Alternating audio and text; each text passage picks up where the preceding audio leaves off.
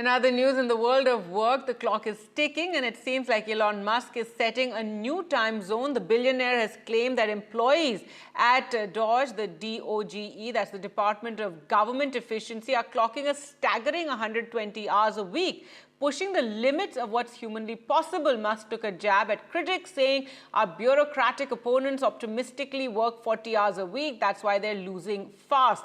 But not everyone's buying into his idea of relentless grind. Critics are firing back, calling a 120-hour week a recipe for burnout and inefficiency. Meanwhile, Musk's comments echo those of other business giants like L&T chairman S.N. Subramaniam and Infosys founder Narayan Murthy, who stirred the pot with their 90 and 70-hour-a-week calls, even pushing for Sunday shifts.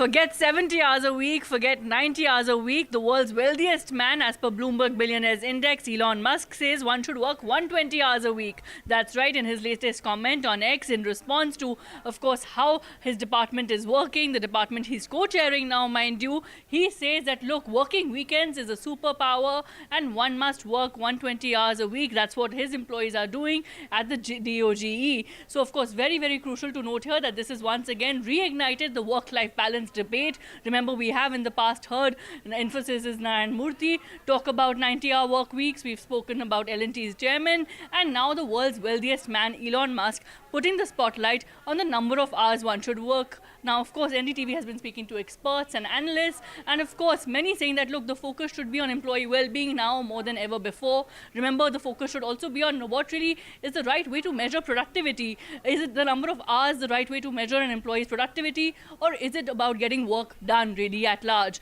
Also crucial to note here that we are living in times when the work culture is changing entirely. We're, of course, working with multi-generational workforces altogether, and so therefore more understanding and, of course, employee well-being at the heart of it all is the need of the hour.